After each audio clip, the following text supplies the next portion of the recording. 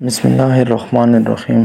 ناظرین کرام، اس وقت عیسائی اور صہیونی دنیا عالم خوشی اور سرمستی میں ہے۔ ان کا خیال ہے کہ اب وہ وقت قریب آن پہنچا ہے جب پوری دنیا پر ان کی حکومت قائم ہو جائے گی۔ عیسائیوں اور یہودیوں کی خوشی کی وجہ یہ ہے کہ وہ ایک ایسی سرخ بچیا کو پانے میں کامیاب ہو گئے ہیں جس پر سرخ رنگ کے علاوہ ایک بال بھی کسی دوسرے رنگ کا نہیں۔ آخر سرخ بچیا کا صہیونیوں اور عیسائیوں کی خوشی سے کیا تعلق ہے؟ سب سے پہلے تو آپ کے اس ابہام کو دور کرتے ہیں۔ ناظرین کرام، صہیونیوں کا عقیدہ ہے کہ جب تک ہیکل سلیمانی کی تعمیر نہیں ہوتی، اس وقت تک ان کا مسیحا یعنی دجال اس دنیا میں نہیں آئے گا۔ ہیکل سلیمانی کی یہ تیسری تعمیر ہوگی جو صہیونیوں کے نزدیک آخری ہے۔ ہیکل سلیمانی کی از سر نو تعمیر کے لیے سب کچھ تیار ہے، مگر صہیونی ربی کہتے ہیں کہ اس وقت یہودی حالت ناپاکی میں ہیں۔ جب تک انہیں پاک نہیں کر دیا جاتا، اس وقت تک ہیکل کے احاطے میں داخل ہونے کی اجازت نہیں دی جا سکتی۔ اگر اس کے برخلاف کیا گیا تو یہودیوں پر بڑی آسمانی آفت آئے گی۔ ناظرین کرام، یہاں اب سوال یہ پیدا ہوتا ہے کہ یہودیوں کو پاک کس طرح کیا جائے گا؟ حضرت موسیٰ علیہ السلام کو اللہ تعالیٰ نے ایک صندوق عطا کیا تھا جسے قرآن میں تابوت سکینہ کہا گیا ہے۔ ناظرین کرام، یہودیوں کے عقیدے کے مطابق یہ صندوق ایک الگ خیمے میں رکھا جاتا تھا جہاں پر حضرت ہارون علیہ السلام سمیت کسی کو جانے کی اجازت نہیں تھی۔ سال میں صرف ایک دن جو تہوار کا دن ہوتا تھا، اس خیمے میں حضرت ہارون علیہ السلام جاتے اور اللہ تعالیٰ سے اپنی قوم کے لیے بخشش طلب کرتے۔ اس خیمے میں جانے سے قبل ایک گائے اور 2 بکرے قربانی کے لیے لائے جاتے تھے۔ سب سے پہلے گائے کی قربانی پیش کی جاتی تھی۔ اس گائے کو اس کے خون،